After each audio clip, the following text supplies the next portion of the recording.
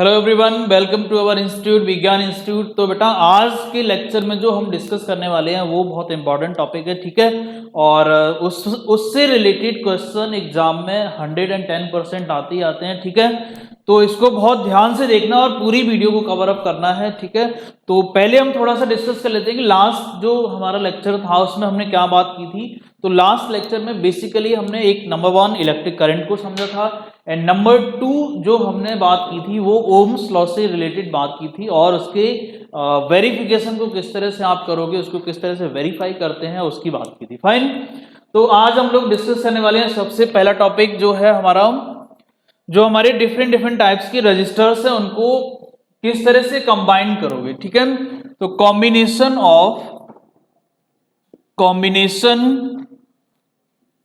Of registers.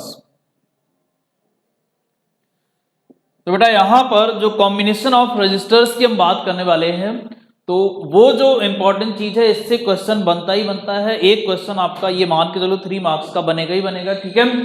तो सबसे पहली चीज जो हमारी यहां पर है, कितने तरह के कॉम्बिनेशन है ये समझना है, ठीक है। तो बेसिकली हम बात करें तो कॉम्बिनेशन जो हम कंबाइन कर सकते हैं रजिस्टर्स को वो कितने तरीके से कर सकते हैं। Number 1 series combination and number 2 parallel combination. ठीक है। Number 1 series combination and number 2 parallel combination. Fine. तो अब ये सीरीज कॉम्बिनेशन क्या है, इसको किस तरह से आप कंबाइन करोगे, किस तरह से रेजिस्टर्स को कंबाइन करोगे, रेजिस्टेंसेस को कंबाइन करोगे कि वो सीरीज में कनेक्ट हो जाए। फाइन। तो लेट अस सपोज हम सबसे पहले सीरीज को ही ले लेते हैं। सबसे पहला हम ले लेते हैं सीरीज कॉम्बिनेशन, ठीक है। अच्छा, तो अब ये सीरीज कॉम्बिनेशन किस तरह से कनेक्टेड है। तो देखो हमारे पास ये रेजिस्टेंसेस है, मान लो 2 रेजिस्टेंसेस ही ले लेता हूं मैं, ठीक है। We have 2 resistances whose values are suppose R1 and R2। तो अगर ये रेजिस्टेंसेस किस तरह से कनेक्टेड है कि ये 1 देन इसके सेकेंड टर्मिनल से इसका फर्स्ट टर्मिनल कनेक्टेड है। यहां पे R2 का जो फर्स्ट टर्मिनल है वो R1 के सेकेंड टर्मिनल से कनेक्टेड है। फॉर एग्जांपल यहां 1, इसका सेकेंड 2 हो गया, इसका इधर ये फर्स्ट हो जाएगा, देन ये 2 हो गया।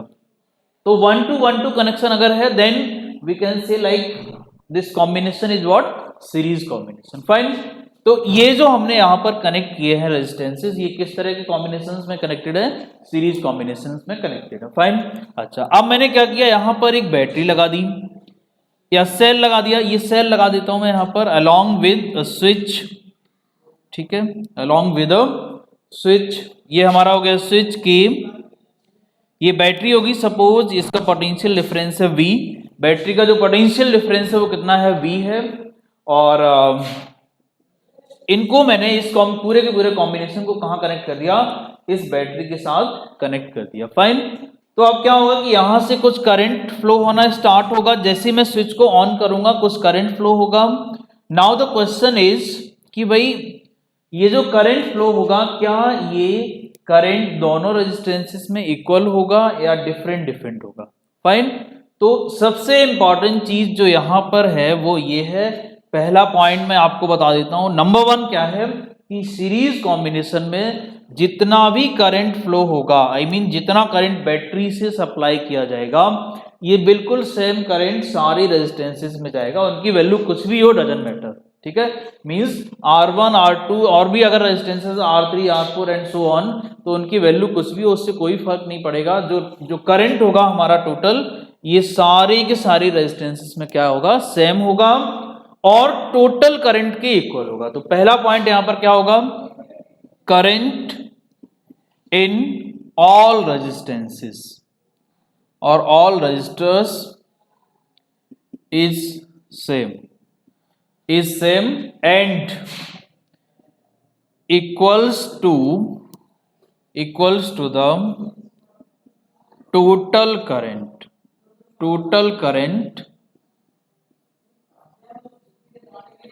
supplied by the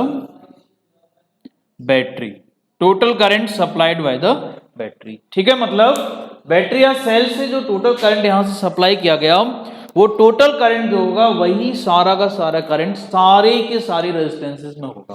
clear? मतलब ऐसा नहीं होगा कि यहाँ से 10 एम्पियर फ्लो कराया गया, अगर 10 एम्पियर यहाँ से फ्लो हुआ तो 5 इसमें चला गया, 5 इसमें चला गया, 3 इसमें चला गया, 7 इसमें चला गया, इस तरह का नहीं होगा। मतलब अगर 10 एम्पियर यहाँ से आया तो 10 ही इसका होगा और 10 एम्पियर ही करंट इस वाले रेजिस्टेंस में होगा। फाइन, तो ये ध्यान रखना। अच्छा, दूसरा इंपॉर्टेंट पॉइंट क्या है? दूसरा इंपॉर्टेंट पॉइंट ध्यान से समझो, ध्यान से समझो। दूसरा इंपॉर्टेंट पॉइंट है कि बेटा ये जो पोटेंशियल डिफरेंस होगा दोनों रेजिस्टेंसेस के अक्रॉस, किसकी बात कर रहा हूं मैं? Potential difference. ध्यान से समझ लेना, यहां पर जो पोटेंशियल डिफरेंस होगा वो दोनों ही रेजिस्टेंसेस के अक्रॉस क्या होगा? डिफरेंट होगा। ध्यान रखना, अगर दोनों रेजिस्टेंसेस की वैल्यू अलग अलग है तो, और अगर दोनों रेजिस्टेंसेस की वैल्यू सेम हो गई तो पोटेंशियल डिफरेंस भी सेम हो जाएगा। फाइन, तो ये ध्यान रखना। अभी मैंने अलग अलग वैल्यू मानी है, इट मींस कि इसका पोटेंशियल डिफरेंस, इसके अक्रॉस पोटेंशियल डिफरेंस और R2 के अक्रॉस पोटेंशियल डिफरेंस क्या होगा? अलग अलग होगा, दोनों के अंदर डिफरेंट वैल्यूज होंगी। फाइन, तो क्या होगा? Potential difference across the registers will be different। ठीक है, potential difference across the registers will be different. ठीक है, अगर ये वैल्यूज अलग अलग हैं तो, और अगर सेम हो जाए तो पोटेंशियल डिफरेंस भी क्या हो जाएगा? सेम हो जाएगा। फाइन, तो ये दो इंपॉर्टेंट पॉइंट्स हो गए। अच्छा, अब हम बात करते हैं कि भाई अब हम इसका इक्विवेलेंट रेजिस्टेंस कैसे निकालेंगे। ये दो इंपॉर्टेंट पॉइंट तो हमने समझ लिए। अब अगर आपसे ये बोला जाए कि मैंने यहाँ पर दो ये जो रजिस्टर्स हैं इनको सीरीज में कनेक्ट कर दिया, and now find out the equivalent resistance of this combination, तो how will you find the equivalent resistance of this combination? Fine, तो देखते हैं। देखो, पहले मैं क्या करता हूं, मैं इसका एक इक्विवेलेंट सर्किट ड्रॉ कर लेता हूं। यहां पर इसका एक इक्विवेलेंट सर्किट ड्रॉ कर लेता हूं। क्या होगा?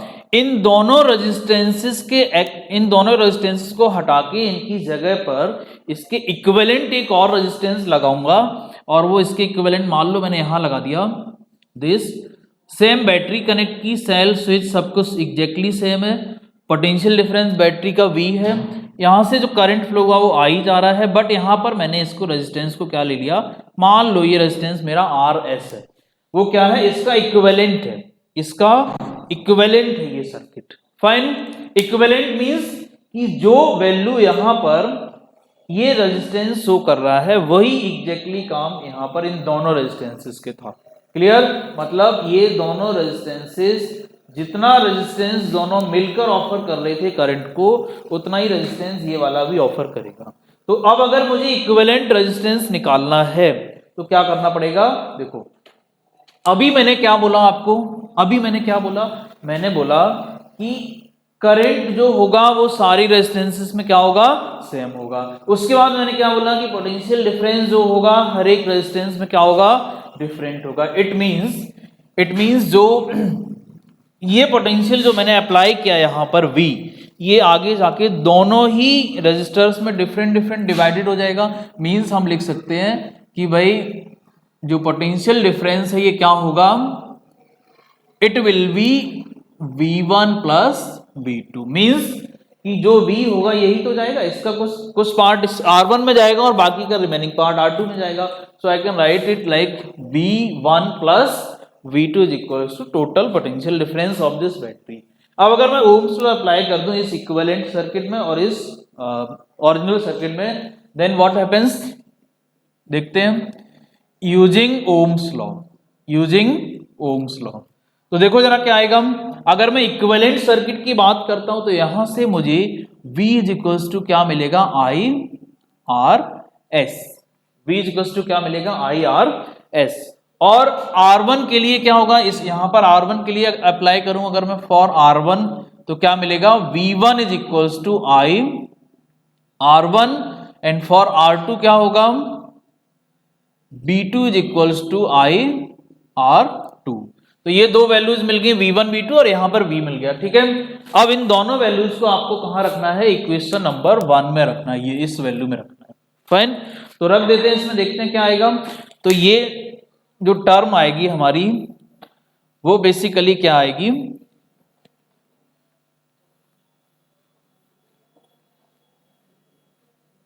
हाँ जी, तो ये जो टर्म है, ये सारी वैल्यू जब यहां पर रखोगे तो देखो ये क्या आएगा, देखते हैं हम। v की जगह मुझे क्या रखना है, I R S.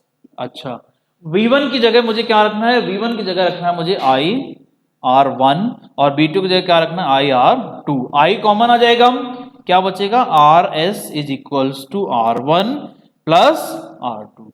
So that is my equivalent resistance, और you can say the formula of the equivalent resistance in series combination. ठीक है, अगर यही दो से ज्यादा रेजिस्टेंसेस के लिए अप्लाई करना हो तो क्या करोगे, इसी को आप एक्सटेंड करते चले जाओ, इसी को आप एक्सटेंड करते चले जाओ। It means for N resistances की अगर हम बात कर लें, फॉर एन रेजिस्टेंसेस की बात करें तो ये आर एस कितना हो जाएगा, R one plus R two plus R three and up to R N. ठीक है, ये डायरेक्ट सम हो जाएगा सीधा सीधा। तो ये आ गया मेरा सीरीज कॉम्बिनेशन में क्या, इक्विवेलेंट रेजिस्टेंस का फॉर्मूला। ठीक है, इसके बाद अब हम बात करेंगे पैरेलल कॉम्बिनेशन की। फाइन। हाँ, तो अब जो नेक्स्ट जो हमारा कॉम्बिनेशन है वो है पैरेलल कॉम्बिनेशन। फाइन, तो इस पैरेलल कॉम्बिनेशन की बात करते हैं, देखते हैं। So second combination is parallel combination, parallel combination. Fine, अब क्वेश्चन ये आता है सबसे पहला कि भाई पैरेलल कॉम्बिनेशन किस तरह से बनता है, मतलब हम रेजिस्टेंस को किस तरह से कनेक्ट करें कि जो कॉम्बिनेशन बने वो पैरेलल बन जाए। फाइन, तो हमारे पास बहुत सारे रेजिस्टर्स हो सकते हैं। Let us suppose only two resistance मैं लेके चल रहा हूं। ठीक है, तो एक रेजिस्टेंस क्या है, ये है मेरे पास, एक रेजिस्टेंस मेरे पास ये है। अब ये पैरेलल में कब कनेक्टेड होंगे, जब इसका ये फर्स्ट एंड है तो इसका ये सेकंड एंड हो गया, ये फर्स्ट एंड है, ये सेकंड एंड। तो अगर इन सारे रेजिस्टेंसेस के फर्स्ट टर्मिनल्स, फर्स्ट एंड्स एक ही पॉइंट पर कनेक्ट कर दिए जाएं और सेकंड एंड दूसरे पॉइंट पर कनेक्ट हो, जैसे इनको आपने कनेक्ट कर दिया एक जगह लाइक दिस, और इधर ये फर्स्ट टर्मिनल्स जो है इन दोनों को एक साथ कनेक्ट कर दिया।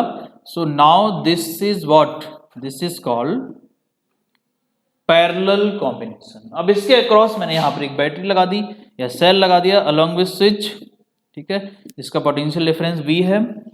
तो ये जो कॉम्बिनेशन आप देख रहे हो, ये कॉम्बिनेशन किस तरह का है, ये कॉम्बिनेशन है पैरेलल कॉम्बिनेशन। फाइन। अच्छा, ये जो रेजिस्टेंस है मैंने मान लिया R1 है, और इसकी जो वैल्यू है वो क्या है, R2 है।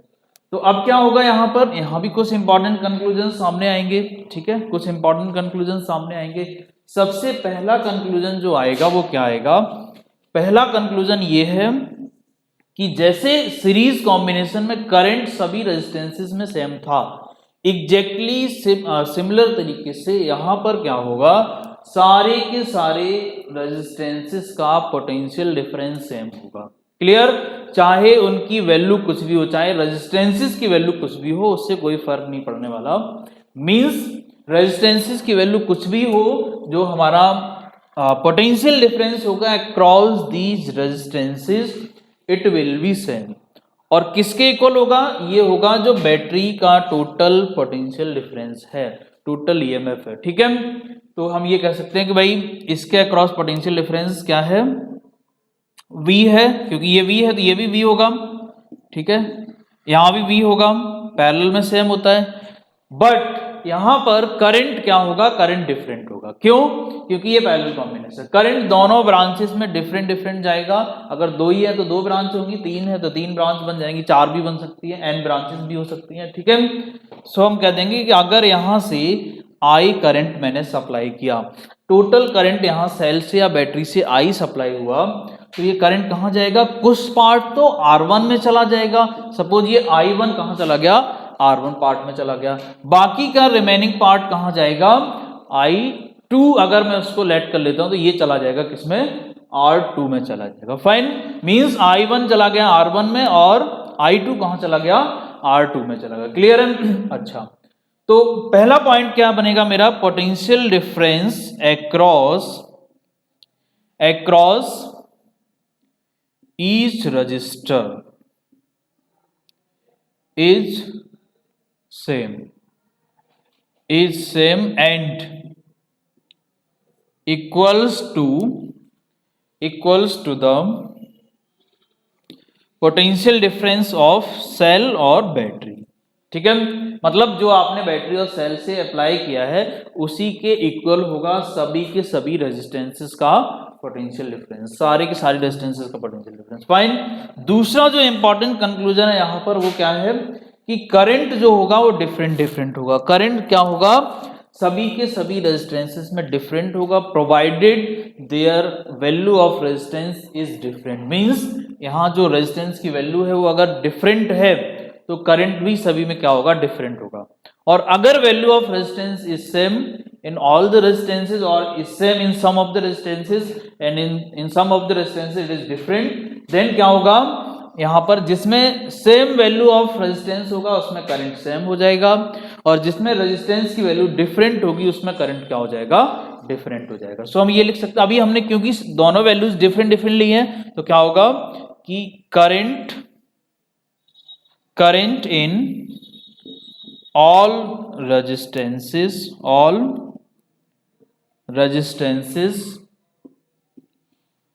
will be different। current in all resistances will be different। ठीक है, तो ये दो बहुत इंपॉर्टेंट पॉइंट हैं, इनको आपको समझना पड़ेगा।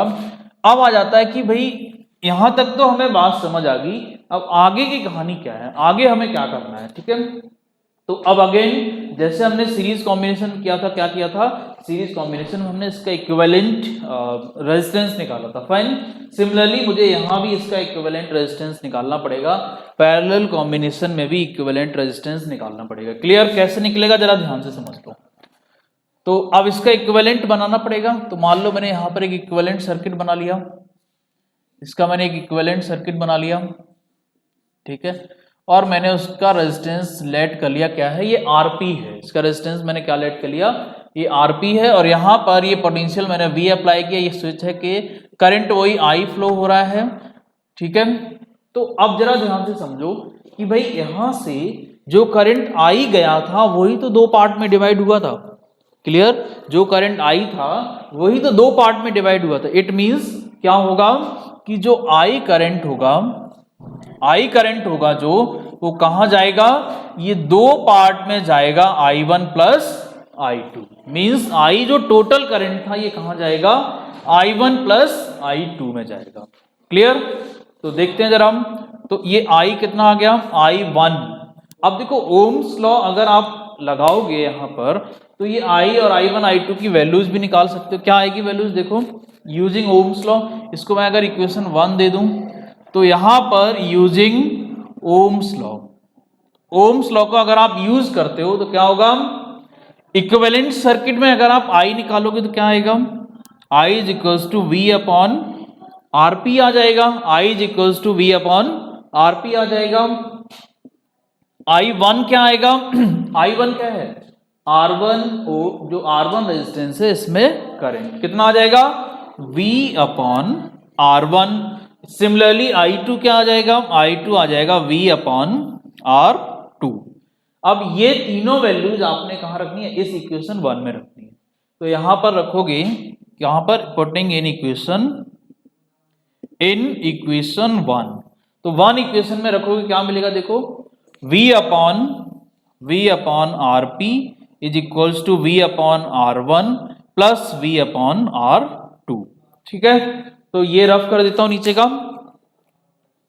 सो ये आ गया V upon R1 plus V upon R2। And so अगर मैं इसको फर्दर सॉल्व करता हूं तो मुझे क्या मिलेगा, देखते हैं।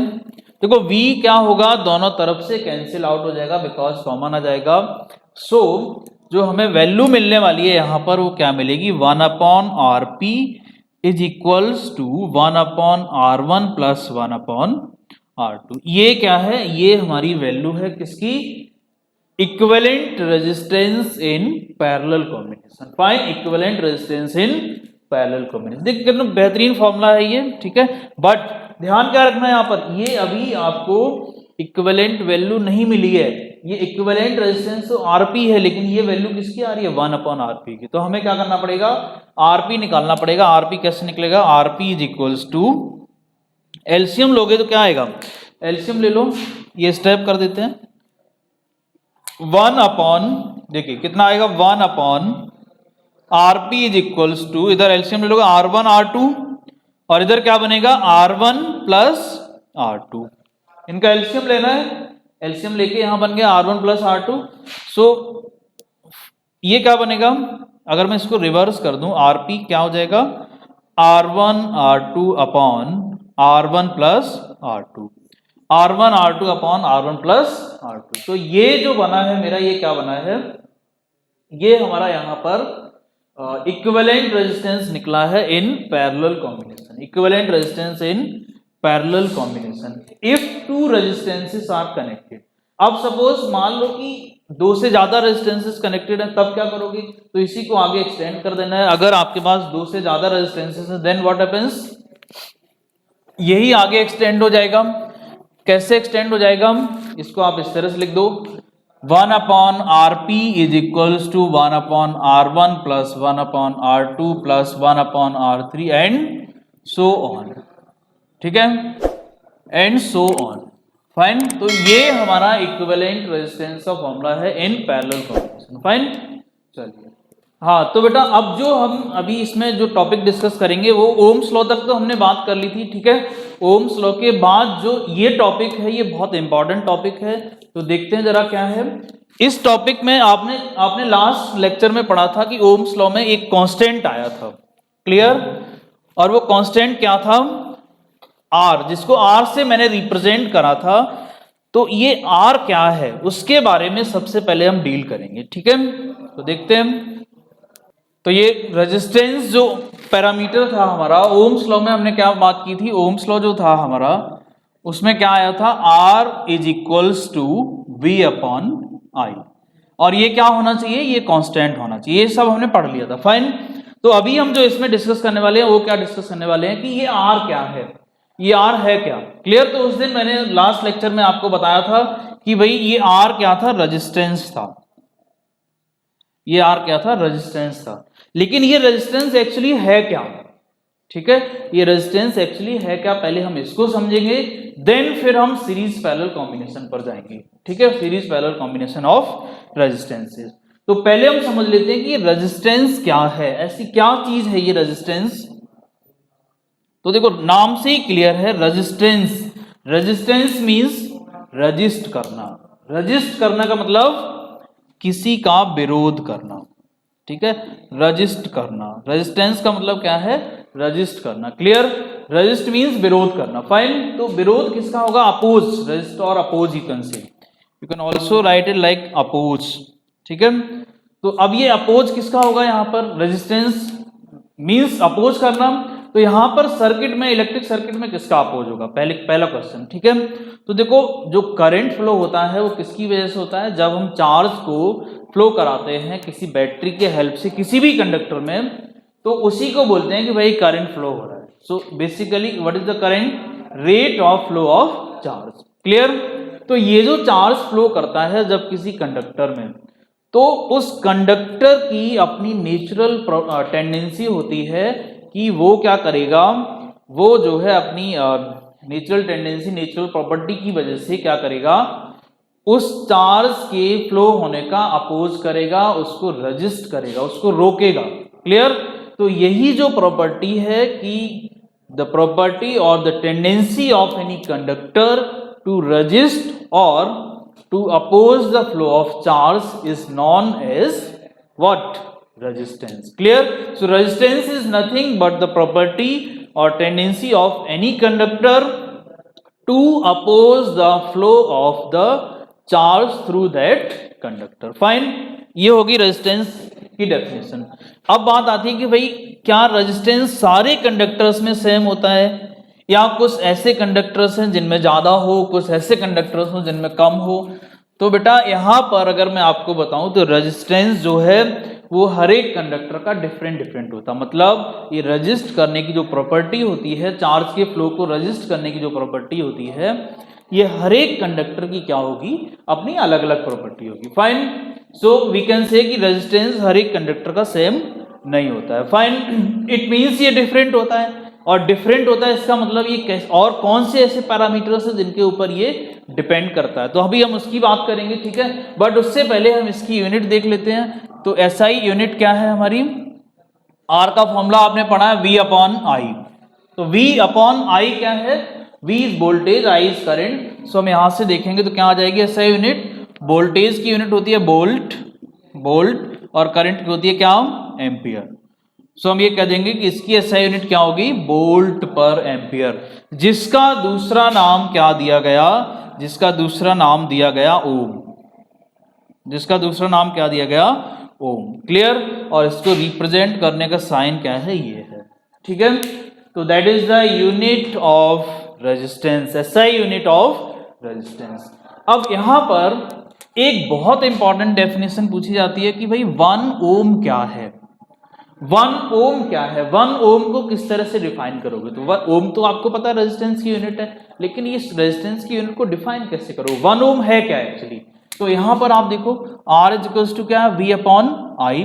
तो अगर मैं क्या करूं, V की वैल्यू क्या कर दूं, 1 वोल्ट कर दूं, है ना, V की वैल्यू 1 वोल्ट कर दी, और I मैंने क्या कर दिया, 1 एम्पियर कर दिया। तो देखो R कितना आ जाएगा, R आ जाएगा 1 ohm.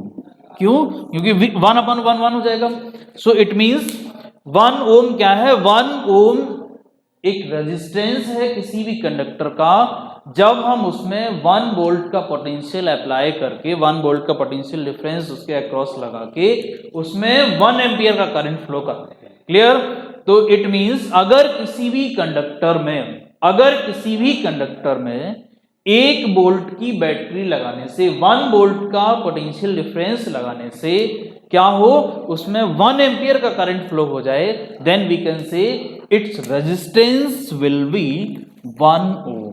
Clear. So 1 ohm is the resistance of a conductor in which 1 ampere current is flowing by applying the potential difference of 1 volt across this conductor. Fine. तो ये होगी 1 वोल्ट की डेफिनेशन। अच्छा, इसके आगे अब बढ़ते हैं थोड़ा सा। तो अब हम बात करते हैं कि ऐसे कौन से पैरामीटर्स हैं जिनके ऊपर ये रेजिस्टेंस डिपेंड करता है, जिनके ऊपर ये रेजिस्टेंस डिपेंड करता है। फाइन। तो नंबर 1, अच्छा तो क्या बात कर रहे हैं, फैक्टर्स ऑन विच रेजिस्टेंस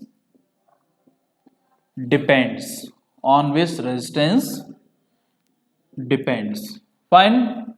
तो फर्स्ट फैक्टर क्या है, पहला फैक्टर है कि रेजिस्टेंस हमारा लेंथ ऑफ द कंडक्टर पर डिपेंड करता है। किस पर डिपेंड करता है, लेंथ ऑफ द कंडक्टर पर डिपेंड करता है। वो भी कैसे डिपेंड करता है, डायरेक्टली प्रोपोर्शनल होता है। मींस जितनी ज्यादा लेंथ होगी कंडक्टर की, जितना लंबा कंडक्टर होगा उसकी लेंथ जितनी ज्यादा होगी उतना ही रेजिस्टेंस उसका क्या होगा, ज्यादा होगा। क्लियर। दूसरा पैरामीटर क्या है, दूसरा पैरामीटर है it depends on the cross section area.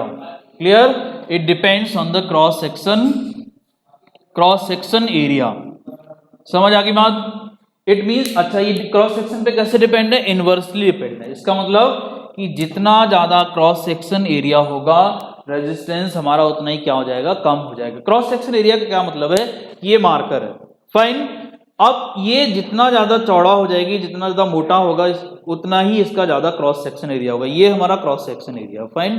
तो जितना ज्यादा ये वाइड होगा, जितना चौड़ा होगा, मोटा होगा, उतना ही इसका क्रॉस सेक्शन ज्यादा होगा। फाइन। सो हम ये कह सकते हैं कि जितना मोटा वायर होता है या फिर जितना मोटा कंडक्टर होता है, उस मोटे वायर का रेजिस्टेंस उतना ही कम होता है। क्लियर। उस मोटे वायर का रेजिस्टेंस उतना ही कम होता है। मींस मोटा वायर जो होगा और एक पतला वायर है, वो क्या करेगा, मोटा वायर कम रेजिस्टेंस ऑफर करेगा, मींस कम करंट को अपोज करेगा, और एक पतला वायर ज्यादा रेजिस्टेंस ऑफर करता है तो वो करंट को ज्यादा अपोज करेगा। क्लियर। अच्छा, तीसरी चीज, it also depends on the nature of the material. मतलब कि अगर आपने डिफरेंट मटेरियल्स ले लिए, जैसे कॉपर ले लिया, एक वायर कॉपर का लिया, एक वायर आयरन का ले लिया, एक सिल्वर का ले लिया, एक एल्युमिनियम का ले लिया, तो उन सबका जो रेजिस्टेंसेस होगा वो क्या होगा, डिफरेंट डिफरेंट होगा, बिकॉज आपके मटेरियल डिफरेंट डिफरेंट है। Clear? So different material have different resistance. ठीक है, अच्छा तीसरा हो गया। चौथा इंपॉर्टेंट पॉइंट क्या है, it also depends on the temperature of the conductor. Clear? Temperature की वैल्यू पर भी डिपेंड करेगा, तो कंडक्टर का टेम्परेचर अगर आप वेरी करोगे तो इसका रेजिस्टेंस भी वेरी हो जाएगा। ठीक है, तो ये हमारे 4 इंपॉर्टेंट फैक्टर्स थे जिनके ऊपर क्या करता है, हमारा रेजिस्टेंस डिपेंड करता है। फाइन। अच्छा, अब अगर मैं इन दोनों फैक्टर्स को कंबाइन कर दूं, कौन कौन से, लेंथ और एरिया को, तो मुझे क्या मिलेगा, तो मुझे मिलेगा R proportional L upon M, और यहां से मैं क्या करूं, एक कांस्टेंट लगाऊं, इक्वल साइन करना, तो एक कांस्टेंट आएगा। अब ये कांस्टेंट k की जगह हम क्या लेते हैं, जनरली रो लेते हैं, रो। क्लियर? सो अब ये रो क्या है, ये रो है एक कांस्टेंट, प्रोपोर्शनलिटी कांस्टेंट, जिसका हमने दूसरा नाम क्या दिया, हमने रेजिस्टिविटी ऑफ कंडक्टर। क्लियर? तो ये तो हो गया रेजिस्टेंस का फॉर्मूला, ये क्या हो गया, रेजिस्टेंस का फॉर्मूला हो गया। And here rho is nothing but the resistivity of the conductor. अब ये रेजिस्टिविटी जो है, आप देखो यहां पर रेजिस्टेंस तो डिपेंड था हमारे 4 पैरामीटर्स पर, लेकिन हमने यहां पर सिर्फ 2 ही पैरामीटर्स को कंसीडर किया, तो ये बाकी के 2 कहां चले गए, ये बाकी के 2 पैरामीटर कहां चले गए, तो बेटा ये बाकी के दोनों पैरामीटर इस रेजिस्टिविटी में इन्वॉल्व हैं। क्लियर? इस रेजिस्टिविटी में इन्वॉल्व हैं। इट मींस कि जो रेजिस्टेंस की मैंने यहां पर डिपेंडेंसी अलग अलग आपको बताई थी, इनडायरेक्ट वे में ये रेजिस्टिविटी पर डिपेंड है, और रेजिस्टिविटी जो है किस पर डिपेंड है, इन दोनों पैरामीटर्स पर डिपेंड है। क्लियर? तो अभी हम बात करेंगे रेजिस्टिविटी के बारे में भी। तो यहां तक आपको समझ आ गया होगा कि भाई रेजिस्टेंस क्या है और उसका फॉर्मूला क्या है। ठीक है, तो आगे हम बात करते हैं रेजिस्टिविटी की। हाँ, तो रेजिस्टिविटी क्या है? रेजिस्टिविटी जो बेसिकली है, इसको किस तरह से डिफाइन करेंगे, समझने की कोशिश करते हैं। ठीक है, सो resistivity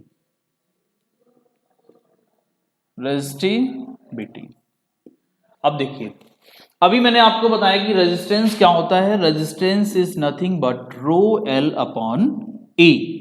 resistance is nothing but rho L upon A. So what will be rho? Rho will be R A over L, clear? अब क्या करते हैं, अब अगर मैं क्या करूं, इसकी लेंथ को 1 मीटर ले लेते हैं, 1 मीटर ले लेते हैं कंडक्टर की लेंथ, और क्रॉस सेक्शन एरिया भी हम 1 मीटर स्क्वायर ले लेते हैं। क्रॉस सेक्शन एरिया भी हम क्या ले लेते हैं, 1 मीटर स्क्वायर ले लेते हैं। तो देखो जरा, यहां से क्या मिलेगा मुझे, rho is equals to R मिल जाएगा, it means what is the resistivity is equals to the resistance provided the length of that conductor is 1 meter and cross section area is 1 meter square. Clear? So हम क्या लिखेंगे definition, कि resistivity of a conductor is the resistance of that conductor whose length is 1 meter and cross section area is 1 meter square. Clear? So resistivity is the resistance of a conductor whose length is 1 meter and cross section area is 1 meter square. Clear? अब ये कौन कौन से factors पे depend है, ये on which it depend, factors on which it depend, कौन? Resistivity. ठीक है, तो नंबर 1 फैक्टर क्या है, नंबर 1 फैक्टर है मेरा टेम्परेचर। सो ये टेम्परेचर पे डिपेंड करती है ना, ये टेम्परेचर पे डिपेंड करती है, नंबर 1। और नंबर 2 ये किसके ऊपर डिपेंड है, नंबर 2 ये नेचर पे डिपेंड है। ठीक है, ये नेचर पर भी डिपेंड है, nature of the material. Nature किसका? Nature of material. तो ये बेसिकली दो पैरामीटर्स पे डिपेंड है। Number 1 temperature and number 2 nature of the material. ठीक है। अच्छा, अब यहां पर एक क्वेश्चन और बनता है कि ये कौन कौन से पैरामीटर्स पर डिपेंड नहीं है। क्लियर? जो इसके फॉर्मूले में तो दिखेंगे आपको, रो एल अपॉन ए। देखो इसके फॉर्मूले में यहां से अगर आप देखोगे तो एरिया भी आ रहा है, लेंथ भी आ रहा है, रेजिस्टेंस भी आ रहा है। तो रेजिस्टेंस से तो ये दोनों पता चल गए कि टेम्परेचर और किसके ऊपर डिपेंड है? नेचर ऑफ द मटेरियल पे डिपेंड है। लेकिन ए और क्या ये एरिया और लेंथ पर भी डिपेंड है या नहीं है? तो इस फॉर्मूले के अकॉर्डिंग आप देखो, यहां पे देखो ये दिख रहा है, इट मींस डिपेंड है, बट एक्चुअल में ये डिपेंड नहीं है। क्लियर? सो फैक्टर्स, कौन से factors on which it does not depend. ठीक है। तो पहली चीज, ये कंडक्टर की शेप पर डिपेंड नहीं है, शेप के ऊपर डिपेंड नहीं है, shape of the conductor. Shape कुछ भी हो, रॉड के फॉर्म में हो, एक स्फीयर के फॉर्म में हो, ट्रायंगल के फॉर्म में हो, किसी भी शेप का कंडक्टर हो, डजंट मैटर, इसकी रेजिस्टिविटी क्या होगी वो उसकी शेप पर डिपेंड ही नहीं है। फाइन। नंबर 2, ये किसके ऊपर डिपेंड नहीं है? एक तो ये एरिया पर भी और लेंथ पर भी डिपेंड नहीं है। So it is not depends on length and area of cross section. Area of cross section, तो ये एरिया ऑफ क्रॉस सेक्शन और लेंथ पर भी डिपेंड नहीं है। मतलब आपने लेंथ को डबल कर दिया तो रेजिस्टिविटी में फर्क नहीं पड़ेगा, रेजिस्टिविटी उतनी ही रहेगी। एरिया डबल कर दिया तो भी रेजिस्टिविटी में फर्क नहीं पड़ेगा, रेजिस्टिविटी क्या रहेगी? सेम रहेगी। क्लियर? तो यहां तक ये आपको समझ आ गया होगा आई थिंक। ये रेजिस्टिविटी के सारे फैक्टर्स मैंने बात कर लिए जिनके ऊपर ये डिपेंड करती है। आफ्टर दैट वो फैक्टर्स मैंने डील किए जिनके ऊपर ये डिपेंड नहीं करती है। तो यहां से एक क्वेश्चन बनता है कि भाई अगर हमने लेंथ को डबल कर दिया तो रेजिस्टेंस और रेजिस्टिविटी पर क्या फर्क पड़ेगा? तो बेटा रेजिस्टेंस तो आप देखो डबल हो जाएगा, अगर आपने लेंथ डबल की तो रेजिस्टेंस डबल हो जाएगा, लेकिन रेजिस्टिविटी क्या लेंथ पर डिपेंड ही नहीं है, इट मींस ये चेंज नहीं होगी। सो रेजिस्टिविटी चेंज नहीं होगी, लेंथ को आप कितना भी कर लो। फाइन। तो ये हमने डिस्कस किया एंड इससे आगे जो नेक्स्ट टॉपिक है वो कवर करते हैं।